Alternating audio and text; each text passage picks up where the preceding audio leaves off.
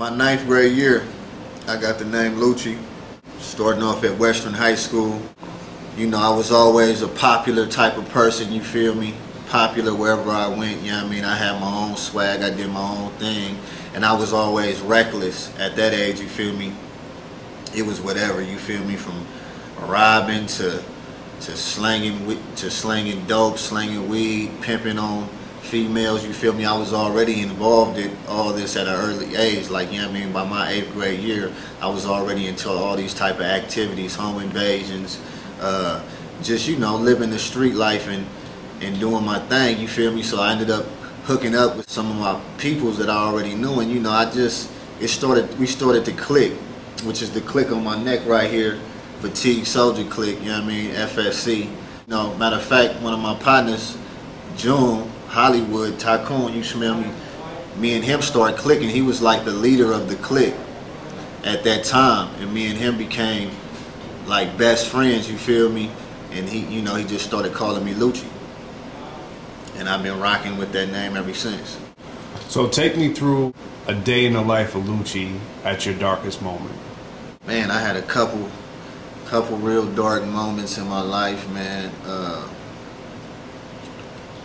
But I think the darkest moment had to be the last event that transpired before I got led to the path of salvation. Me coming out of prison with nothing, you feel me? I didn't have nothing coming out of prison. I always remember, like, I felt like God was with me in prison, because I would always pray, and I would always, and to look back at it, I felt the same feeling that I feel now when the Holy Spirit rests upon me. And I felt that feeling in the prison. You know, I couldn't explain. I didn't know what the Holy Spirit was at that time. But as I would pray, it would feel like the presence of God would just come upon me. And I would pray to God and, you know, tell him, you know, if he would get me out of this situation or whatnot, you know, that I would come to him, that I would follow him, that I would give my all to him. And coming out of prison, you know, I did the opposite of that, you feel me?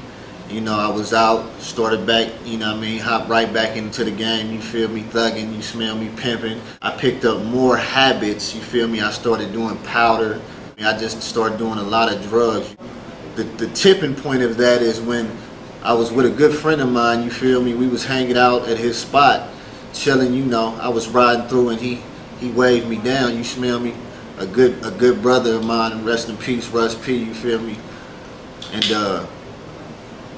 you know, we chilling, smoking weed, you feel me, out there and whatnot, and you know, I didn't recognize nothing was really wrong with him at the time, but looking back, it was like quiet, you feel me?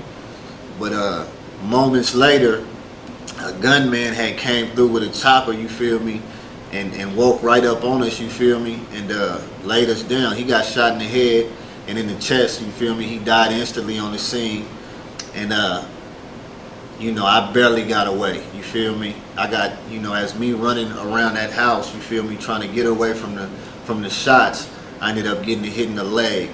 And you know, I broke my leg in half with the chopper, you feel me? Knocked out about that much bone on the scene. And I remember as soon as I got shot, because I thought I was finna die, the first thing I did was cry out to God. You know what I mean? I could remember it vividly, because the first thing I did was say, Father, forgive me, because I felt like I was gonna, you know, like I was gonna be damned. Felt like I was gonna be damned to hell if I would have died right there on the scene. And you know, from there, you smell me, it was just, I got hit, the ambulance came on the scene, and from there, you know, I went to the hospital.